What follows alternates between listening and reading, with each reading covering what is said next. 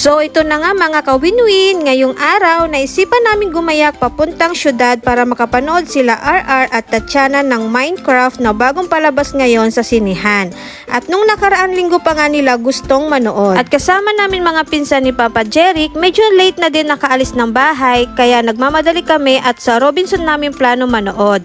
Yun lang din kasi ang malapit sa amin dito. Pagdating namin sa Iligan Terminal, nagbook lang din kami ng grab car papuntang Robinson. Ito nga sila Tatiana at RR, hindi mapawi ang ligaya. Makita mo nga lang yung anak mo na masaya, doble sa ating magulang ang saya. At first time din namin makasama ang mga pinsan ni Papa Jeric, kaya naman doble ang saya namin na makasama namin sila. Pagpasok namin ng Robinson, nagmamadali na nga kami mga kawinwin, baka naman hindi na naman kami makaabot. At buti na lang din talaga nakaabot pa kami at agad na kami bumili ng ticket.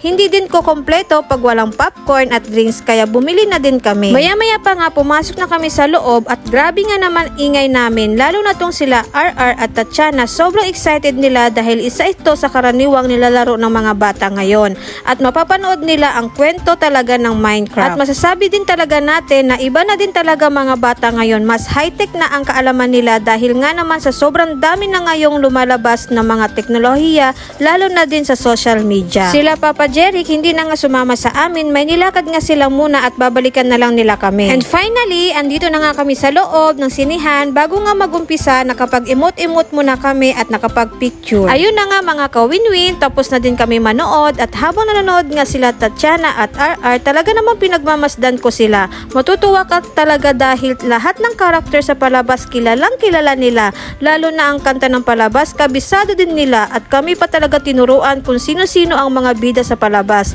Nakaka-amaze na talaga ang mga bata ngayon, talo pa ang mga matatanda. Agad na din kaming bumaba at lumabas ng sinihan at nagaantay na nga sa amin sila Papa Jeric at mga tita, tito ni Papa Jeric.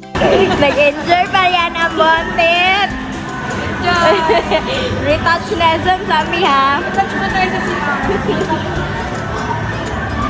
Grabe nga naman din ang saya ng mukha namin dahil kahit papaano natuwa din kami sa palabas at talaga namang naging makabuluhan ang araw namin ngayon. Kaya mga kawinwin, subukan nyo na din manood at siguradong mag-enjoy kayo at in fairness, maganda din talaga ang palabas. Here ng madam na.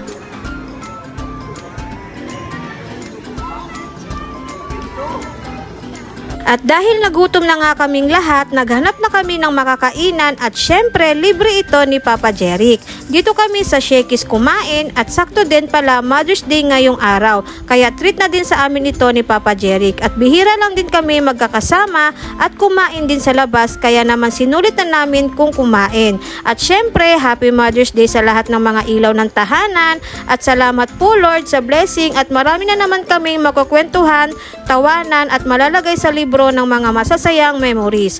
Hanggang dito na lang mga kawinwin. Sana nag-enjoy ko kayo sa sunod na part 2 na gala namin ngayon. Bye!